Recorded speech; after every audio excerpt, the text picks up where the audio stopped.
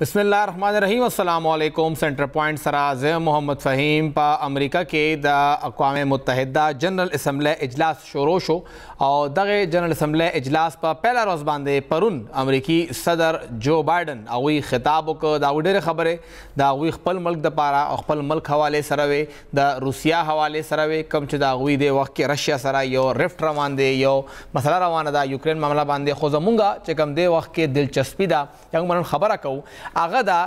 दगे खिताब के दनना द पाकिस्तान द पारा अपील हवाले सरा अमरीकी सदर जो बाइडन चिकला खिताब का पप्पल खिताब के दा मुतालबा उकड़ा पूरा दुनिया ना चे आगदे रापासी और द पाकिस्तान मदद पियो की अमरीकी सदर जो बाइडन दा वैना उकड़ा चे पाकिस्तान यो घटा हिस्सा दे वक्त के पर सैलाब के डूबा दा और आगे के उसम उब वलाड़ी दी पाकिस्तान ता दे वक्त के द दुनिया ज़रूरत ते द माहौलियाती कमा तब्दीली दा क्लाइमेट चिकम चेंज दे द आगे दे वक्त की टोल नुकसान या द आगे अदायगी दा आगे दे वक्त के इंसानियत कई लग्या दा आगे सरागुदा जिक्र मुको चे सैलाब द मुल्क सलोर वाणो सूबे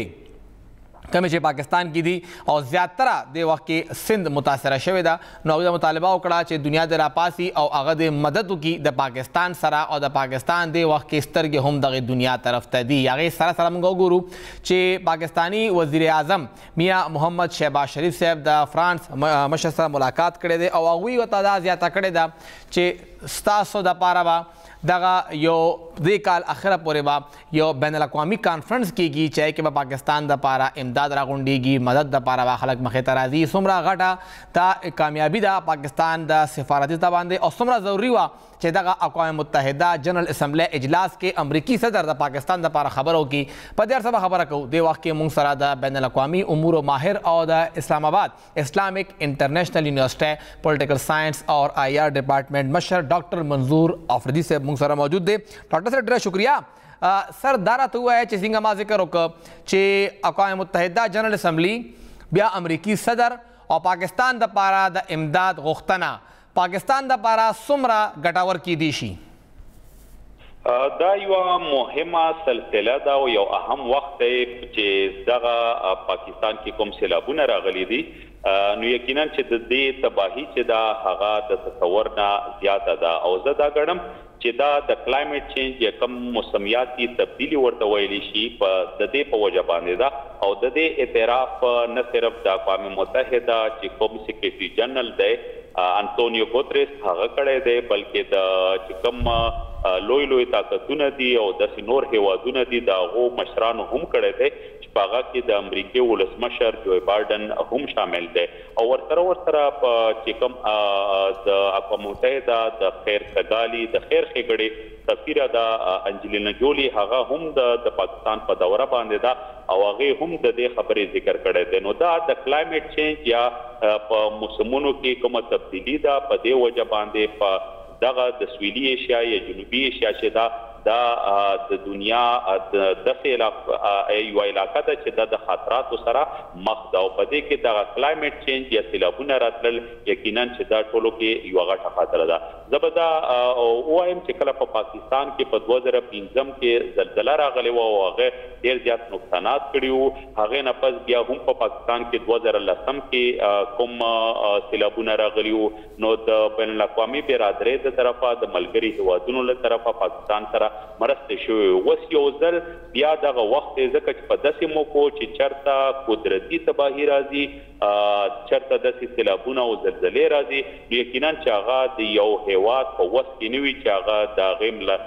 مخنیوی وکړي او په هغې باندې قابو وساتي دغه اوس بین الاقوامي مسله ده د ټولې نړۍ مسله ده او دغه مسله چې حل نشي نو دا د یو هیواد نه بل هیواد او ورسره د یو منطقې یا علاقې نه بلې منطقې یا علاقې ته دغه څیز خورېږي نو دغه ګلوبل وارمنګ یا کلایمټ چینج په موسمونو کې بدلون په ماحولیاتو کې تبدیلی د ټولې نړۍ مسله ده نو زه دا ګڼم چې یقینا د اقوام متحده کوم د جنرال اسمبلی په اجلاس کې دا خبره شوې ده ورسره د امریکای د صدر له اړخه هم پاکستان ته دا پیشکش شوی دی او په ټولو هیوادونو باندې غږ کړی دی چې پاکستان سره د مرستې وشي نو زه دا ګڼم چې دا یو اهم پیشرفت دی او اوس د نړۍ کې هغه بیداری طرف ته یو قدم دی چې دغه رنګ کومې مسلې چې دي کاغه بیماری دي کاغه د کرونا وبا ده موږ کتل 2.5 کاله ټول نړۍ د په مخه غوښتي و یا د کلایمټ چینج په وجه باندې کوم سیلابونه راتلل دي نو دغه د ټولو هیوادونو یو مشترکه مسله ده او بیا د اقوام متحده یا ملګري ملتونه په دې کې څلور کم 200 هیوادونه چې دي د دې باقاعده غړي دي یعنی ارکان دي نو په دې وجه باندې دا یو شریکه مسله جوړیږي او دا یو انتهایی اهم پیشرفت او قدم دی چې د یو هیواد سره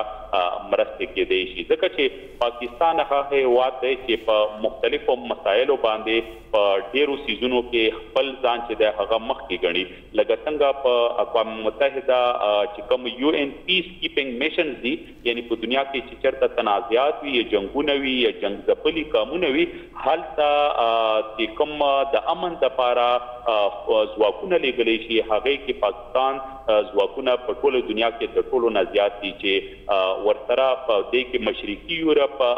د افریقي ملکونه او ورسره د ایشیا ملکونه یعنی ملیشیا انډونیشیا یا چې کوم مشرقي تیمور دی هلته د پاکستان دغه ځواکونو خپل کردار لوبولی دی نو زه دا ګڼم چې همدې سره سره دغه د کلایمټ چینج یا موسمیات کومه تبدیلي ده سیلابونه دي پاکستان سره مرستې د یو اهم قدم دی او یقینا چې کوم د اقوام متحده په منشور کې دا لیکلي شوي دي چې دغه مسلې به موږ په شریکه باندې حل کوو نو دغه حق غږ چې دی د هغې سره بدرګه شوی ډاکټر صاحب موږ ته دې وخت کې د امداد ضرورت دی زمونږ پاکستان چې کوم معیشت دی ټولو مخامخ دی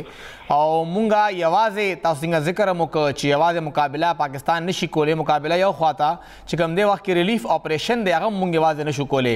د جو بایډن د خولې نه دا خبرې او بیا هلته چې کوم ابتدایي کلمات UN سیکرټري جنرال ادا کړي دي انتونیو ګوتریس طرف نه هم هغه څومره مهم دي او څومره زر مونږ تمه کولی شو چې دغه ملکونه به اوس پاکستان ته خپل امداد هم راولیږي زه دا ګڼم چې کله یو هیواد په خپلو خپو باندې ودرېږي نو دې ته د امداد نه زیات چې دی د تجارت ضرورت د سرمایه کاری ضرورت وي نو د پاکستان چې څومره ملګري هیوادونه دي ملکونه دي هغه ټولو ته پکار دي یقینا چې د پاکستان معیشت هغه خپل مارکیټونه یا کومې منډۍ چې ورته ویلی شي چې هغه پرانیزي او د پاکستان چې کوم برآمدات دي هغه څیزونه چې نورو ملکونو ته لیږلی شي د هغې په کوټه کې اضافه وشي نو دا یو کوټلی قدم دې ته ویلی شي او دا په ان دی لانګ رن یعنی تر زیاتره وخته پورې چې کوم ته موږ تسلسل ویلی شو هغه د پاکستان معیشت یا داسې د نورو هیوادونو معیشت چې دی مضبوطیا طرف ته بوتلی شي خو په دې وخت کې چې کوم د امداد لپاره دغه غږ کړی شوی زه دا ګڼم چې په دې باندې به زما په خیال باندې زر تر زر عمل درآمد وشي د هغې دوه وجې دي یوه دا چې دغه غږ د اقوام متحده په جنرال اسمبلی چې کوم فلور دی په دې باندې اوچت شوی دی او دویمه دا خبره چې دا د امریکا ته طرفه چې یقینا یو لوی یو غټ طاقت دی په دنیا کې د دې له اړخه اوچت شوی دی نو دغه غږ ته به یقینا چې ښه راغلاست ویلی شي او پاکستان ته د امداد په دې کې اوس شک نشته چې انتهایی زیات ضرورت دی داسې آفتونو سره د مخنیوي دپاره نو په دې باندې چې څومره زر عمل درآمد وشي د بخي او زما امید هم دی چې په دې باندې عمل درآمد زر تر زره انشاءالله او سر دا راته ووایه چې کوم څنګه هلته ملاقاتونه هم کیږي دغه هال نه بهر ملاقاتونه روان دي او تاسو ته به یاد هم وي کال 2010 کې چې کله سیلاب راغی نو بیا فرینډز آف پاکستان په نوم باندې یو کانفرنس په اسلام آباد کې شوی و او ټول ملګري هیوادونه راغلي وو او خپل طرف نه امداد اعلان کړو فرانس طرف نه په دې کال کې د یو کانفرنس واده شوې ده چې هغوی به یو کانفرنس کوي فرانس چې کله پاکستان لا داسې کانفرنس هوسټ کوي نو ګڼی چې د میزبان هم دې کې بیا زیات اهم کردار وي چې کوم کانفرنس په پاکستان کې شوی و پاکستان کړی او موږ ځان له امداد غوښته د هغې اثر به لږ مختلف وي او فرانس چې کله پاکستان له امداد غواړي د هغې به اثر لږ مختلف وي بالکل په دې کې هیڅ شک نشته دی دا رنګ 2010 کې تاسو ذکر وکړو چې داسې د فرینډز اف پاکستان یعنی د پاکستان دوستانو په نوم باندې یو کانفرنس په اسلام آباد کې شوی و هغې کې د پاکستان چې کوم ولسمشر یا صدر و آصف علي زرداري هغه هم پکې موجود و نو دغه رنګ اوس د فرانس اعلان کړی دی او زما په خیال باندې چې د دې یوه وجه دا هم کیدی شي چې کوم په فرانس کې یو د پیرس کې کم یو تنظیم جوړ شوی FATF فاینانشل ایکشن ټاسک فورس او د غیلاندې پاکستان چې کوم کار وکړو هغه ګری لیست کې چې پاکستان چول شوی او په ډیرو زیاتو مطلب په کم وخت کې چې کوم هغه نکات هغه کلیر کړل او دغه هیوادونه چې دي هغه ته مطمئن شول. نو زما په خیال باندې چې په دې وجه باندې هم دغه فرانس چې دغه انعقاد کوي د کانفرنس او د دې اثر به زیات وي ځکه چې فرانس یو مهم کردار لوبوي په دنیا کې په د نیټو یو اهم روکن دی ورسره په یورپ کې چې وګورو نو د دې اواز ته د دې کردار ته په ډېر اهمیت سره کتلی شي. نو زه دا ګڼم چې د دې په یو مؤثر اثر چې دی هغه یقینا په ټوله نړۍ باندې هم وي په خاص کر د یورپ په هیوادونو باندې او دغه یقینا چې کوم پاکستان کې کانفرنس یو د دې نه کوم اثرات دي هغه زه زیات وینم چې په کنفرانس کې کېږي د دې کال په اخره کې نو دا به نور هم د دې نتایج یاد. ډېره شکریہ ډاکټر منظور افریدي صاحب څنګه هغوی کافي تفصیلا خبره وکړه چې پاکستان ته د وخت کې د امداد ضرورت دی، پاکستان ته د وخت کې د مدد ضرورت دی او دغه مدد کم چې پاکستان هیله لري چې دغه مرګري چې کوم ملکونه دي ابا هم کوي نو بیا هغه کې درنه د فرانس کردار ډېر غټ مخې ته راځي چې فرانس دا په خپله یو پیشکش وکړه چې هغه د پاکستان دپاره د دې ټول هیوادونو کم چې د وخت کې دنیا کې دي او هغوی ته به پاکستان دپاره فرانس دا ریکویسټ کوي یا منت کوي چې تاسو راشه د پاکستان مدد وکړئ. نو دغه چې کم کس موږ له بیا مخکې وینا کوي هغه هم یو غټ نوم دی، هغه په خپله هم مرسته کوي خو چې کله یو غټ نوم د بل چا دپاره وینا وکړي لکه څنګه چې ریفرنس وي مونږ یو کس ریفرنس ورکوو چې څومره مضبوط کس ذکر مونږ کوو او مکه نه زیاته ګټوره د هغې نه مونږ ته بیا جواب هم راځي. نو دا ته بل رلی کېږي چې د فرانس لخوا پاکستان دپاره چې کوم دا یو بین الاقوامي کانفرنس کېدو والا دی څنګه یې واده وکړه چې دغه کال به هغوی کوي د هغې به هم ډېره فایده پاکستان ته رسي چې کوم انتینیو ګوتریس پاکستان ته راغلی خیبر پښتونخوا ته نو راغلی بهرحال چې کوم سیکرټري جنرل و د اقوام متحده هغوی ته دا یو وینا هم کړې وه وزیر اعظم میاں محمد شهباز شریف صاحب چې څومره هم فنډ راځي هغه به شفاف طریقې سره لګي. خو دغه د فرانس چې کومه یوه اعلان دی یوه واده ده چې پاکستان دپاره به هغوی بین الاقوامي کانفرنس کوي په کومګو ګورو بین الاقوامي ځای پاکستان دپاره دا څومره ګټور کیدی شي په دې به خبره کړو. د وخت کې موږ سره هم دغه بین الاقوامي امورو ماهر ډاکټر اجاز خان صاحب موجود دی. سر ډېره شکریہ اجاز صاحب دا راته ووایه چې دا پاکستان یو آیسولیشن کې و که موږ وګورو کووډ حوالې سره هم د نه اولم لکه مسله پاکستان سره وه چې دنیا به پاکستان سره تجارت نه کو ملاوېده به هغسې نه خو بیا موږ وګورو چې دا یو سخت وخت پاکستان باندې راغی او پرون پهلنی تقریر کې جو بایډن هم د پاکستان دپاره خبره وکړه چې کوم یو این سیکرټري جنرل دی هغه هم پاکستان دپاره خبره وکړه او بیا هغې نه پس د فرانس چې کوم وزیر اعظم دی هغه دا خبره کوي چې زه به پاکستان دپاره روان کال په اخره کې یو انټرنیشنل کانفرنس کوم او امداد به راغونډوم. دا درې واړه لړۍ څنګه ګورئ چې څومره پاکستان دپاره مهمې دي؟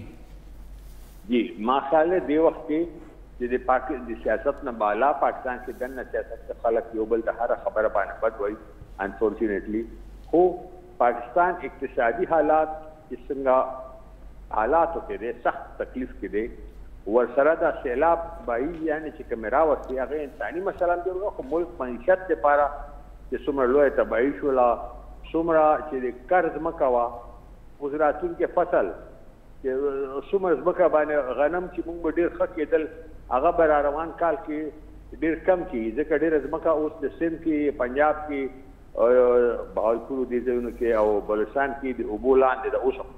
نو هلته خو کار هم نه کېږي نو موږ زراعت به هم ډېر خراب حالات کېږي نو زموږ اقتصاد نور هم زیات پریشر لاندې دی. دې کې دا ډېر اهمیت لري چې موږ ته دنیا دا ریلایز کا چې پاکستان ته د امداد ضرورت دی او دا چې هغه پاکستان دې نه علاوه یو خو انساني خبره ده چې دا ټول دنیا ویني چې ډېره لویه انساني مسله ده. خو بله خبره ده چې پاکستان د دغه نه علاوه سیاسي پالیسو چې کله آیسولیشن یا مرګرتیا دغه نه علاوه دا یو ډېر اهم اوپننګ دی پاکستان دپاره چې دوی په بدو کې ښه شوله نو دې بدو کې پاکستان ته یو اپورچونټي ده چې دا ښه طریقې سره دا چې کوم دنیا پاکستان خوا پام شوی دی دی باندې جوړ کړي خپل ځان دننم دا صحیح استعمال شي هغه امداد هم صرف دا نه چې امدادونو ته بس خوشحالي جو نن پې ډېری بلکې داسې پالیسي دننه دومره ریفارمز وکړي دا هم صحیح طریقې سره ریفارمز وکړي او دنیا سره خپل تعلق بیا سمولو چې څنګه دنیا کې شکونه دي پاکستان کې هغه لري کولو او سمولو یو بیلنس او باعزت انداز کې جوړولو یو موقع ده نو ما خیال دی پاکستان لپاره دا ډېر اهم شی دی چې دنیا دا ریکوګنایز کړه ځکه چې سمه خبره دا ده چې پاکستان کې خاص کر د سیلاب د کومه تباهي راغلي ده د دنیا کې ډېر خلک اوسپني کلاوي مشران صدران او دا خلک وایي کنه چې دې ذمہوار پاکستان کې خپل بد انتظامی دوی خو دیگه چې کوم کلایمټ چینج راغلی کوم دغه نو هغې اثرات دي هغې کلایمټ کوم خرابېدو دغه دی دا کې د پاکستان حصه ټولو کمو هغه ملکونو کې چې کوم پکې ډېر کمه حصه ده چې دا یې خراب کړی دی کوم ترقي یافته ملکونه دي غټ ملکونه دي مالداره ملکونه دي هغې پکې زیات تباهي دی تبا کړی ای دی او نقصان پاکستان ته رسېدلی ای باندې یو مورل اوبلیګیشن هم دی صرف دا نه دی چې چاته خیرات کوي ځکه چې ای دې تباهي کې د هغې پالیسي چې کوم انډسټري پالیسي دي ذمہوار دي ای ذمہوار دي نو دغه ریلایزیشن دی خو بهرحال دغه ریلایزیشن د بحث او جګړو نه بالا دا پاکستان د مخالي خو اپورچونټي ده چې په دې باندې ځان بیا رو راسم کی او خپل خو ودرو دغه ډاکټر صاحب اصل کې مسله دا څنګه ذکر وکړو چې اوس هم ډېر ځایونه چې کوم دي هلته اوبه ولاړې دي او زراعت دپاره صرف اوبه کوزېدل نه دي هغه ځمکه اوچېدل هم دي هلې باندې کې دننه بیا کار کېږي فوري امداد ضرورت دی پاکستان ته او نن هم مونږ کتل چې وزیر اعلی سند وایي چې مونږ ته پکار 2.5 لکه ټنټونه وو راغلي 7,000 ټنټونه دي دومره مونږ ته چې کوم ډیمانډ دی هغې مقابله کې سپلای کمه ده ګڼئ چې عالمي دنیا چې ده هغه به دومره کویک رسپانس پاکستان ته کی چې څومره ضرورت دی چیلنج خو همدغه دی که نه مونږ خو دلته که ناست یو په ارام یو بیان ورکړو چې خلکو ته سنټونه نشته دا بیان ښایي که نه 2.5 لکه ضرورت دی یو سند کې صرف سند نه دی په بلوچستان کې هم ضرورت دی نور ځایونو کې بلکل 2.5 او 7,000 دي ورسره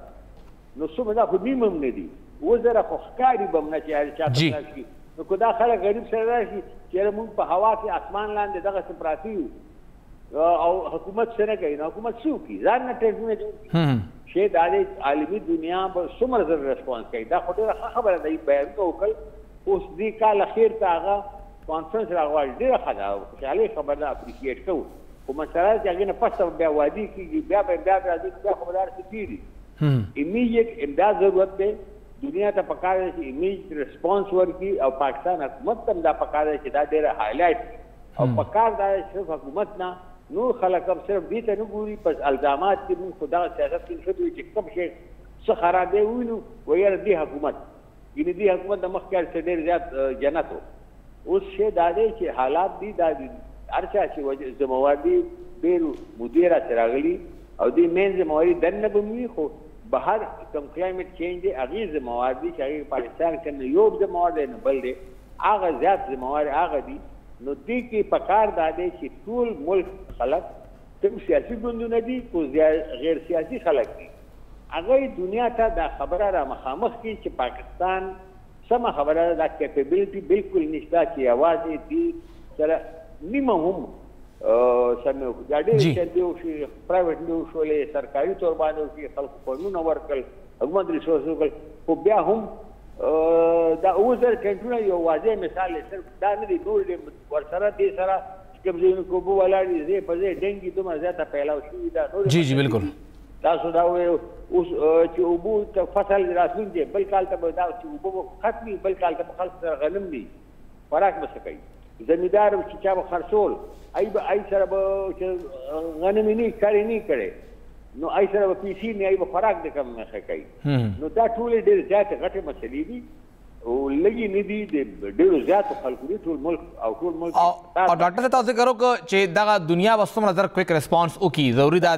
دا راته وایي سر چې کوم دی وخت کې زمونږ ملک کې دننه یو خپلو کې یو جنگ روان دی پولیټیکل پارټیز او بیا هغې کې دننه یو بل مخالفین ته یو بل ته بد ردې ویل یو بل دپاره داسې القابات استعمالول چې هغه موضوع هم نه وي ګڼی چې کومه خبره شهباز شریف صاحب بیا سیکرټري جنرل مخامخ پاکستان کې هم کړه چې زه د شفافیت تاسو له دعوه در کومه تاسو سره د دې لاس کومه چې دا فنډ به شفاف لګي ګڼی چې دغه الزامات دغه پولیټیکل پوینټ سکورک هم دی کې یو اهم کردار لري چې دنیا دغه سوچ کوي چې د ملک کې دننه شفافیت څومره دی او کرپشن څومره دی بالکل دي دا ډېر لوی اهم شی دی ما تاسو سره وویل چې دې ته پکار دی چې ټول راوځي څنګه خبره سیاست نه دا خو آسان کار دی اوس ما تاسو له سند مثال دا واضح مثال دی چې وزاره ټینټونه حکومت کو ډېر غواړي څنګه به ټول صحیح نو دنیا چې چرته هم سنت دغه رینډم لاړ شي ما ته بزرګونه خلک لاړ شي ملاو شي چې ای بغیر ټینټه هوا کې دغه کې کلاو اسمان لاندې پراتی نو زه یکدم شهر دی ټینټونه پټ کړل او دا وکړل یعنی یو ځل چې الزام لګولی په حکومت چې د ایو نه ټینټونه راغلي او هغه دی خپله کې تقسیم کړل بیا پته ولګي دا د ایو والا بیانالو نه برټن بیان وایي برطانیې امداد ورکوي جی جی بالکل برطانیې په امداد کې اړو ټینټونه اونه نو اوس دا دی چې دې سیاسي الزامونه لګوي دي اختلاف هم دی لګوي سیاسي او سر دې ځل یو تصویر چې کوم ټویټ شوی و د برطانیې امداد د انډیا او پاکستان سره اسوسییټ کو فیک نیوز ټول نو دا قسم ته دې نه راوتل پکار دي په دې سیاست نه دی پکار او دا دنیا ته شک شي اوس ای کول پکار مونږ ته پکار دی چې هفته پسا کوي سبا راځي سبا راځي نن ما اوس راځي ځکه خلک خو دغه سفارتي دي او خلک مري د 2010 ته تقریبا خلک زیات شول مړي دي نو دا اوس دې کې او خلک په نیول وی چې راځنه امداد ورکو او دې په نوري کې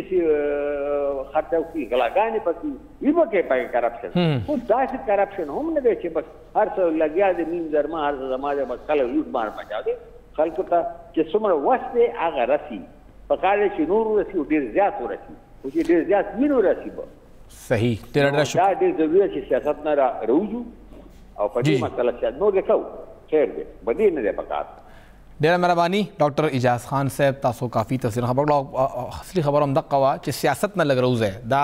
د وخت کې پولیټیکل پوینټ سکورینګ نه دی چې کم خلک د وخت کې بېکوره دي خلکو سره د وخت کې د خوراک څه نشته هغوی د وخت کې د کلو اسمان لاندې پراته دي او یو خواته او بل خواته هغوی سترګې حکومت طرف ته دي تاریخ خبره د حکومت اخري سا ده او حکومت هم بیا څه نشي کولی هغه دنیا ته ګوري او هلته بیا موږ پولیټیکل پوینټ سکورینګ کوو چې ته رانه د امداد خو راوړه او دا تفصیل یو افسوس خبرې چې لږ غوندې کې مونږ د ملک دپاره سوچ وکړو نه چې مونږ خپل پولیټیکل مقاصد وګورو د مونږ سیاسي چې کوم مقصد دی ته وګورو نو دغه چې کوم د وخت کې سیلاب متاثرین دی دپاره دنیا چې کومه خبره کوي لږ هغې لم پوش ورکول پکار څنګه چې ډاکټر صاحب وویل چې کم امداد هفته پس راځي د سبا راشي چې کم سبا راځي د نن راشي مونږ ته انتهایی کویک ریسپانس کې دغه امداد پکار دی مونږ انتظار نشو کولی یو وړه شان دمه اخلو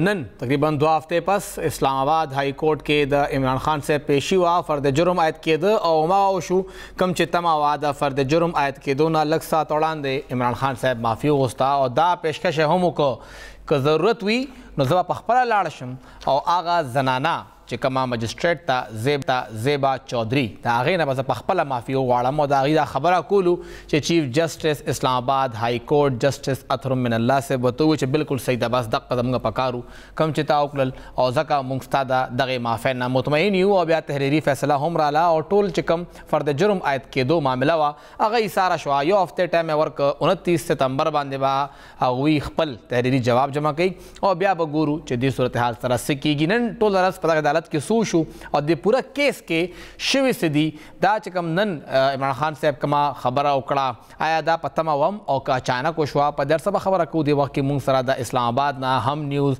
कोर्ट्स रिपोर्टर और पखपरा दा टोल केस कवर कोलो वाला फरा माजबिन द फोन लाइन मौजूदा। फरा साहबा बहुत शुक्रिया आपने मशरिक टेलीविज़न को वक्त दिया। एक तो ये कि जो आज केस की समाअत हुई है, आपने पूरा केस कवर किया है, क्या आपके लिए हैरान कुन था आज इमरान खान साहब का इस तरह अचानक से माफ़ी मांगना, या आपको लग रहा है कि उनके कौंसिल ने उनको यही तजवीज़ किया था और उन्होंने यही करना था?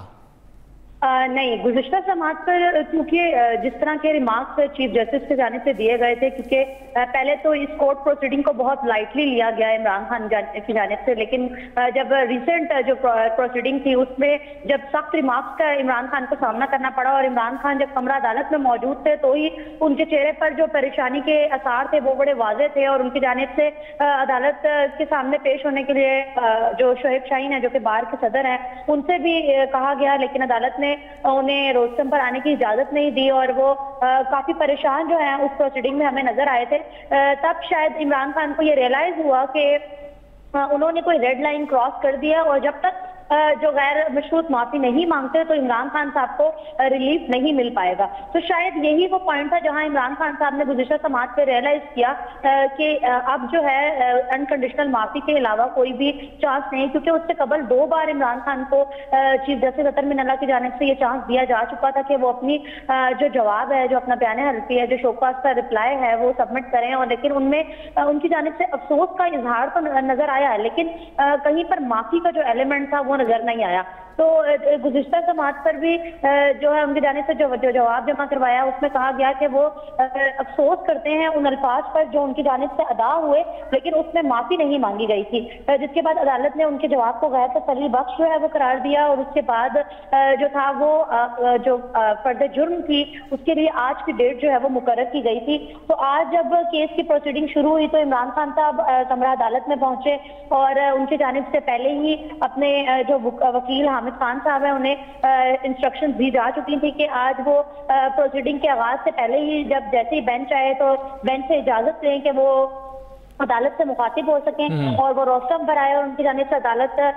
के सामने ये कहा गया कि आप इससे पहले के चार्जशीट पढ़कर सुनाएं, मैं आपसे 1 मिनट के लिए बात करना चाहता हूं, मैं चाहता हूं कि अदालत मुझे सिर्फ 1 मिनट के लिए सुन लें, क्योंकि गुज़िश्ता समाअत पर भी मैं कुछ कहना चाहता था लेकिन मैं नहीं कह पाया। तो जब वो अदालत में के लार्जर बेंच के सामने पेश हुए तो उनकी जानिब से कहा गया कि मैं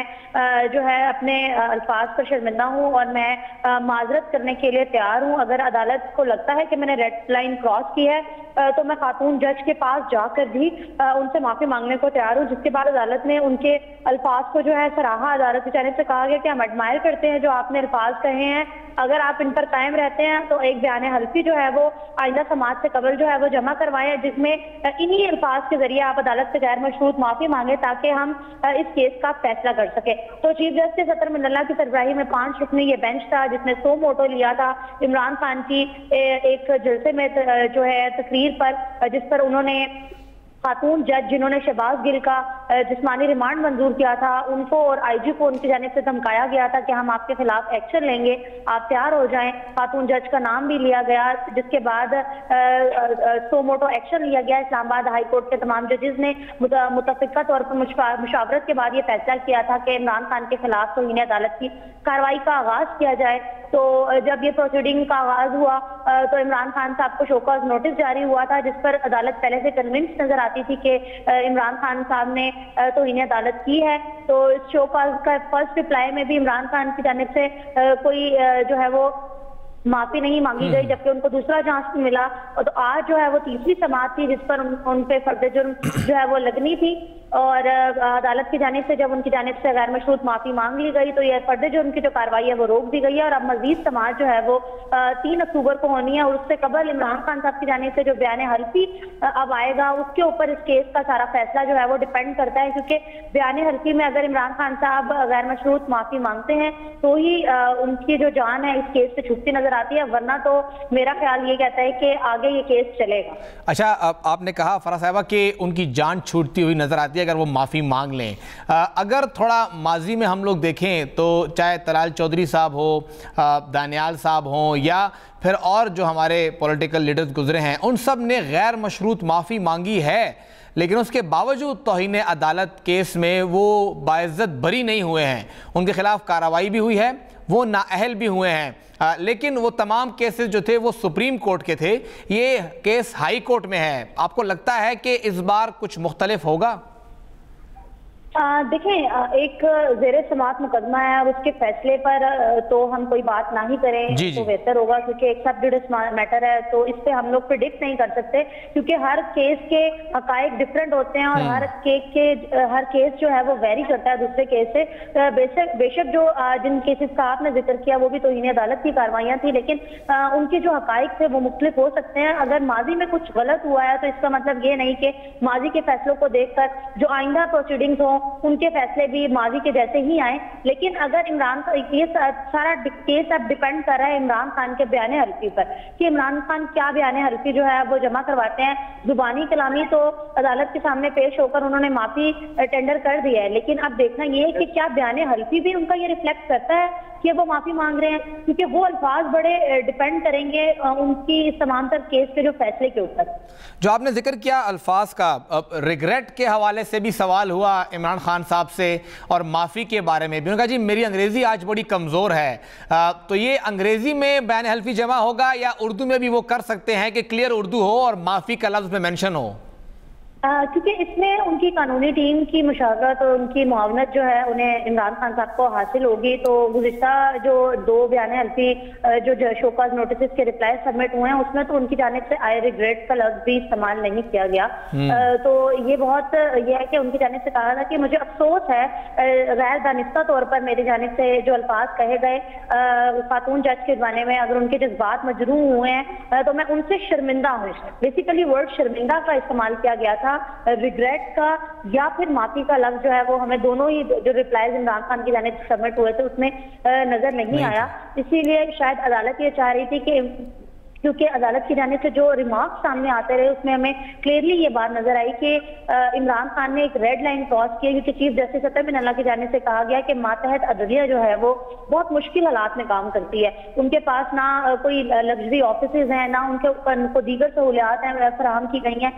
हालांकि वो एक दुकानों में कायम अदालतें हैं जहाँ पर वो बहुत मुश्किल हालात में जजेस काम करते हैं। जब इस तरह इमरान खान जैसा एक एक्स प्राइम मिनिस्टर एक जज को खड़े होकर आता है तो उसके बहुत सारे कॉन्सिक्वेंसेज आते हैं, और कॉन्सिक्वेंसेज इस तरह के भी आ सकते हैं कि इमरान खान की एक बहुत बड़ी फॉलोइंग है, तो इमरान खान का कोई भी फॉलोअर उठकर खातून जज पर हमला कर सकता है। उनके लिए किसी भी तरह की रिस्क पोजीशन जो है वो क्रिएट हो सकती है, कोई रिस्क की सिचुएशन जो है वो क्रिएट हो सकती है, कहीं ट्रैवलिंग के दौरान, कहीं घर पर, कहीं पर भी उन पर हमला हो सकता था। तो चीफ जस्टिस इस मामले में काफी कंसर्न नजर आए इस तमाम मामले में कि मातहत अदलिया जो है वो रेड लाइन है। हम उनके जजेस भी सुप्रीम कोर्ट के जजेस के इक्वलेंट जो है वो एहतराम के काबिल हैं। तो जब आप मातहत अदलिया के बारे में, उनके जजेस के बारे में इस तरह रैली में खड़े होकर उनको मुखातिब करके कहेंगे कि हम आपके खिलाफ एक्शन लेंगे, तो इमरान खान अगर नहीं भी एक्शन लेते लेकिन उनका कोई फॉलोअर जाकर उनको नुकसान पहुंचा देता है तो ये बहुत बड़ा सवालिया निशान है। तो बहुत जरूरी था कि इस तरह की प्रोसीडिंग का आगाज होता और इसी तमाम तरह हक़ाइक़ को मद्देनजर रखते हुए जो है इस्लामाबाद हाई कोर्ट के तमाम तर जजेस ने यह फैसला लिया था कि इमरान खान के खिलाफ जो है ये प्रोसीडिंग का आगाज किया जाए, जिस पर उनसे जवाब मांगा जाए कि उन्होंने किन हालात में इस तरह के अल्फाज कहे।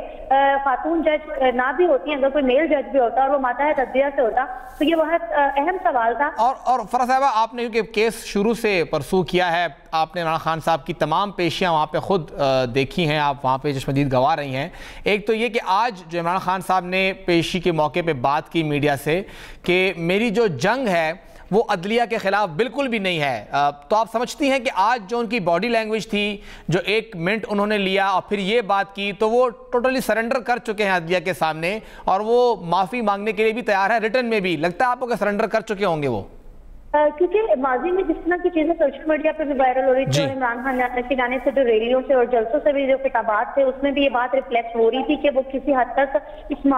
जो माफी के हक में नहीं है। लेकिन जब गुज़िश्ता समाअत के बाद जब उन्होंने एक यू टर्न लिया और हमें उनके उसके बाद वाले जलसे में नजर आया कि उनकी जाने से कहा गया कि अगर अदालत मुझे रोस्टम पर आने का मौका देती तो शायद मैं माफी मांग लेता। तो इस बार जब उनकी जानिब से ये अपने वकील के जरिए कहलवाया गया अदालत से, तो इमरान खान अदालत ने भी उन्हें मौका दिया कि क्या पता इमरान खान माफी मांग ले। और इससे पहले भी कोर्ट रूम में ये चेमगोइयां मौजूद थी। सुबह से ही हम सब कोर्ट रिपोर्टर्स इस बात को डिस्कस भी कर रहे थे और ये बात अदालत के प्रेमिसेस में और जो वुकला बरादरी है उनमें भी चेमगोइयां ये गर्दिश कर रही थी कि आज इमरान खान खुद कोर्ट से मुखातिब होंगे और हो सकता है कि वो माफी मांग लें। और यही हुआ जब इमरान खान जैसी प्रोसीडिंग का आगाज हुआ तो चीफ जस्टिस अतर मिनल्ला ने कहा कि चार्जशीट पढ़कर सुनाई जाए इमरान खान को। लेकिन इमरान खान के वकील ने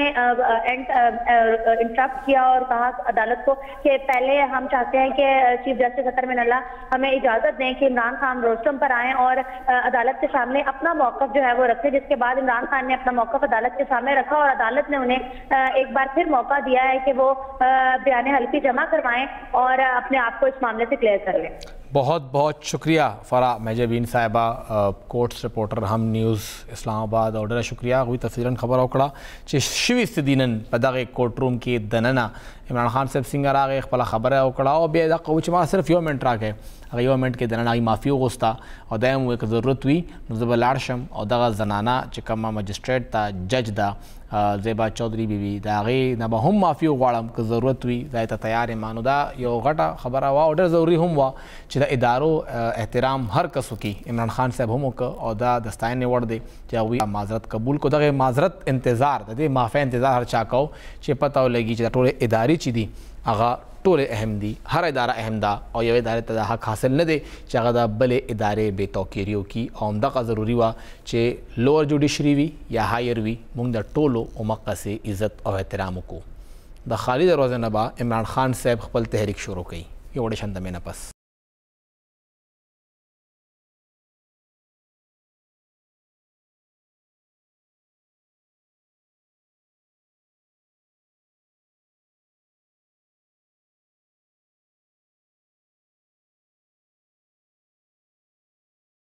वेलकम बैक। इमरान खान साहब द खाली दरवाजे ना सबा ना बल सबा अगवी रोज टाकले दा चाबा द तहरीक ऐलान कई तहरीक बशोरो कई तहरीक इंसाफ होनन ना तकरीबन से 2-3 काला मख के शोरो शो हो बल तहरीक बागवी शोरो कई और आगा तहरीक बवी द हकीकी आज़ादी रा पारा तारीख खबर दा तागु च कमान आम इंतखाबात त्याई द पा दावी खपलियो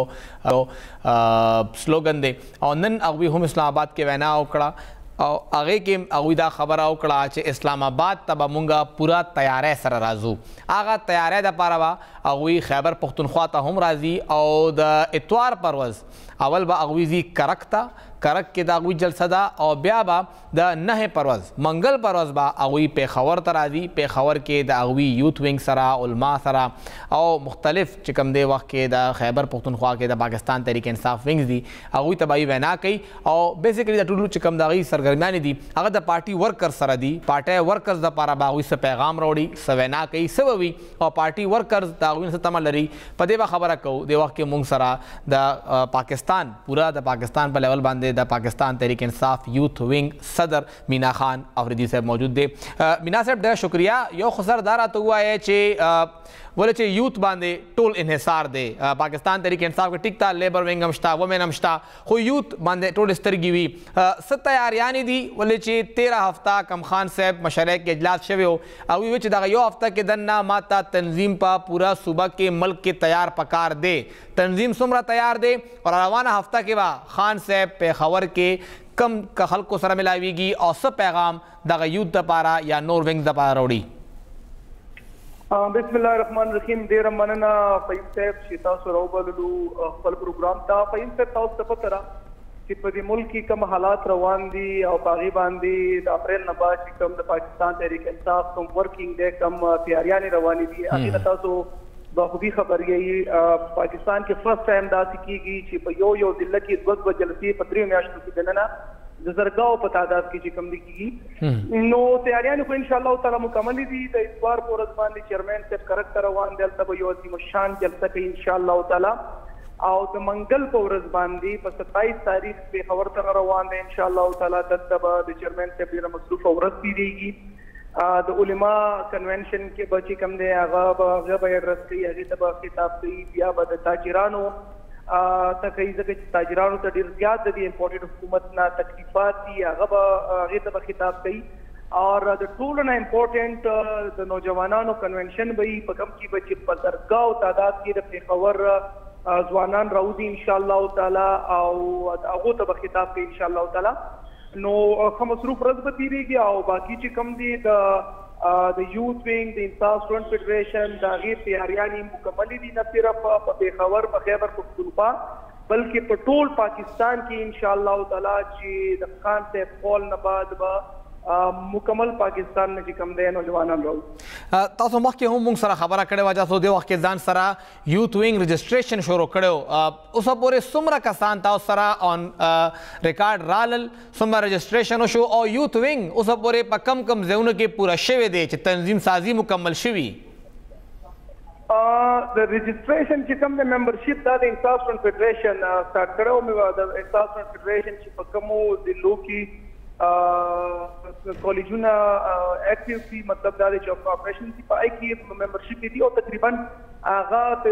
دا 15مه که 16مه ورځ ده چې دا ممبرشپ سټارټ دی، او تقریبا د هغو 17-18 پورې ممبرشپ شوی دی، او دا به تر اکتوبر اینډ پورې دا ممبرشپ رواني ان شاء الله تعالی. خو د هغې نه پهله چې کوم د هغو زاړه ممبران دي هغه هم په زرګاو کې دي. د انصاف یوث وینګ خیبر پښتونخوا بالخصوص او د پاکستان بالعموم تقریبا په میجورټي ځایونو کې چې کوم دي زمونږ د تحصیل او تر یونین کونسل، نیبرهوډ کونسل پورې تنظیمونه جوړ شوي او فعال دي. او په هغې باندې چې کوم دي پراپر د لانګ مارچ د تیارۍ دپاره کم ګایډلاینز چې دي او کم تیاریانې چې دي، نو په هغې باندې پراپر میټینګز روان دي، او په هغې باندې پراپر انسټرکشن چې کوم دی د یوث وینګ د قیادت د طرف نه ورکېږي. مینا خان صاحب، تاسو څنګه ذکر وکړه چې عمران خان صاحب به راځي او یوث سره به ملاویږي. خان صاحب خو چې راځي ظاهري خبره ده هغوی سره ملاقاتونه کیږي، خو آیا یوث وینګ ته انسټرکشن شته چې هغه پخپله هم یو موبلایزیشن کمپین شروع کړي او هر تحصیل کې یا هر ډسټرکټ په لیول باندې اټ لیسټ چې دغه یوث وینګ څنګه چې مخکې مونږ کتلي وو چې دغه کله د 25 مئی والا یو لانګ مارچ نو پورا هر ضلع کې پر هټک صاحب هم تلو او ویم ویناګانې کړې وې، سابق گورنر صاحب هم تلو. نو آیا یوث دپاره هم څه داسې مخکې څه مهم پلان شته چې هر ضلع کې یا هر تحصیل کې یو نوی کنونشن وشي؟ ګور فهیم صاحب دا ده چې اوس د دې پته نه لګي چیرمن صاحب ان شاء الله تعالی کال ورکوي، او موږ ایکسپیکټ کوو چې ډېر زر به کال ورکوي ان شاء الله تعالی. نو زمونږ د نوجوانانو د یوث وینګ آلریډي پریپریشن شته، هغه آلریډي تاسو ته پته را چې هغه وروسته اپریل مئی نه مسلسل چې کوم دي هغه په دې تیاریانو کې روان دي. هغو ته پته را چې لکه چیرمن صاحب کال به راځي، نو هغو کارنر میټینګز، هغو هلته چې کوم دی کنونشن تقریبا په ټولو ضلعو کې شوي دي. یو ځلې تنظیمونه چې کوم دي هغه بحال دي، او زمونږ ځوانان چې کوم دي په دې خبره باندې بالکل پوه دي چې دا کم د حقیقي ازادۍ جدجهد روان دی، د حقیقي ازادۍ جنگ روان دی. نو دا جنگ چې کوم دی دا زمونږ د مستقبل جنگ دی، دا چې کوم دی دا د پاکستان د روښانه مستقبل او زمونږ د روان نسلونو جنگ دی. هم د دې دپاره په پیښور کې که تاسو وګورئ عمران خان چې کوم دی په ټول پاکستان کې د پیښور یوث نوجوانان چې کوم دي د هغې دپاره خوښ کړو او دلته یې کنونشن کېښودو. او دا چې کوم دی دا تاسو داسې وګڼئ چې دا یو سپارک دی ان شاء الله تعالی د ټول نوجوانانو ته د میسج ورکولو لپاره. په 27 تاریخ باندې په حیات آباد کې په پی آی اے پلینیټیریم ګراؤنډ کې د غنی پاک سره نږدې ان شاء الله تعالی عظیم الشان کنونشن کېږي. نه صرف په هغې کې په زرګاو خلک وي، بلکې ان شاء الله تعالی دومره چارج کنونشن به کله هم نه شوی ان شاء الله تعالی. په دې کې به د آئی ایس ایف او د انصاف یوث وینګ کارکنان صرف شرکت کوي ان شاء الله تعالی. صحیح ډېر شکریہ مینا خان افریدي صاحب، صدر یوث وینګ پاکستان تحریک انصاف. او هغوی څنګه ذکر وکړ چې ټول زور همدغه یوث باندې وي، همدغه یوث روزي. عمران خان صاحب هم ډایرکټ چې کوم آډینس دی هغه یوث دی، نو هغوی سره خبرې کول د پیښور نه. موږ وګورو مخکې هم د هغوی لانګ مارچ همدغه پیښور نه و، دې ځل هم هغوی فوکس په پیښور دی. تمه د پیښور نه زیاته ده، پنجاب نه هغسې تمه نه ده، اجلاسونه شوي دي، خلک خفه دي، خو د پیښور نه تمه زیاته ده. تاسو اپډیټ لرو چې دغه حقیقي ازادي کوم چې یو سلوګن دی د پاکستان تحریک انصاف هغه څه دی او څنګه به هغوی دا مخ په وړاندې بوځي. دا زمونږ د دغې هفتې اخرنی پروګرام و که خدای کړی خیر وي او ژوند وفا وکړه نو د ګل پرد به ملاقات کوو. تر هغې دمه اجازت راکړئ. د الله په امان.